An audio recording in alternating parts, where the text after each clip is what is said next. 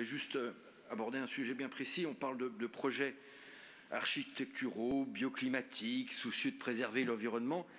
Excusez-moi de prêcher pour ma paroisse, mais je crois qu'on oublie le lien indispensable entre urbanisme, aménagement et sécurité, avec bien évidemment un fil conducteur qui est de ne pas reproduire les erreurs du passé. Certes, vous le savez, sur chaque projet, il y a les études de sûreté et de sécurité publique depuis 2007, mais souvent, il y a peu de contraintes au bout. La preuve, aujourd'hui, on est ici et là obligé d'enlever des bancs devant des collèges et des lycées, source de regroupement de jeunes, ou encore ici, on est face à des associations de quartier qui remettent en cause souvent toute l'architecture du projet d'urbanisme. Je citerai qu'un seul exemple, pour ne pas faire trop long, la dalle de Beaugrenelle. On est face aujourd'hui à des habitants qui certes adorent leur tour, construite dans les années 70, mais qui aujourd'hui sont inquiets parce que la dalle est source d'insécurité avec des réunions statiques de jeunes, des petites rixes, des trafics et de la violence. Et il est souvent d'ailleurs difficile, et c'est là toute la difficulté, aux forces de l'ordre d'intervenir, car les dalles sont un enchevêtrement de coins et de recoins et de sorties très différentes.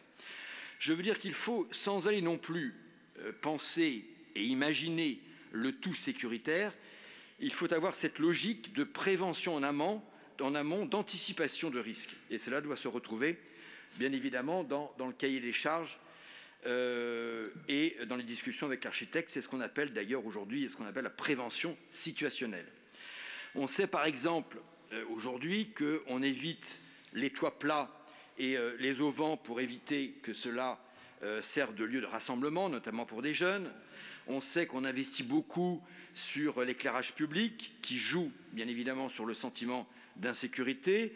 On sait aujourd'hui qu'on évite les coursives, qui sont propices à des trafics et qui sont difficilement filmables par des caméras de vidéoprojection. On sait, dans un autre domaine, on sait aussi installer qu'une borne Vélib entre la chaussée et un bâtiment sensible permet d'éviter à une voiture folle de foncer sur le bâtiment. Ou pareil, et là je vais me faire une ennemie qui est Isabelle Le Sens, on sait que réélever les trottoirs peut être aussi une alternative pour éviter les voitures béliers. Aujourd'hui, et ne voyez pas dans mon propos, je vois déjà la gauche et les Verts rebondir, ne voyez pas dans mes propos une envie de tout sécuriser avec des grilles, des parcs fermés.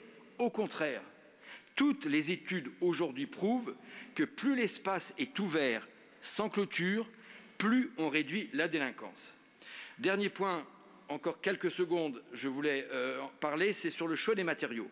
Très important dans un projet d'urbanisme. C'est ce qu'on appelle d'ailleurs la théorie de la vitre brisée. Plus les matériaux utilisés dans la construction d'un bâtiment, dans une structure, dans une fontaine, dans une œuvre artistique, plus ils s'usent et se dégradent, plus cela joue sur le moral et la qualité de vie, plus cela engendre un sentiment de mal-être et d'insécurité. Et notamment, je reviendrai juste un mot sur les commandes d'œuvres artistiques qui sont souvent conçues dans des projets d'urbanisme. Souvent, elles arrivent en bout de course et donc, pour des raisons budgétaires, on va demander à l'artiste de revoir à la baisse son œuvre et il va jouer bien évidemment sur la qualité du matériau utilisé et ça donne à la fois un sentiment d'inachevé et des matériaux qui se dégradent très vite.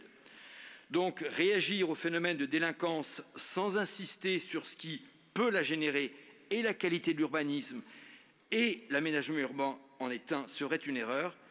Pour conclure, la prise en compte de la sécurité dans l'urbanisme est pour nous une exigence majeure. Je vous remercie.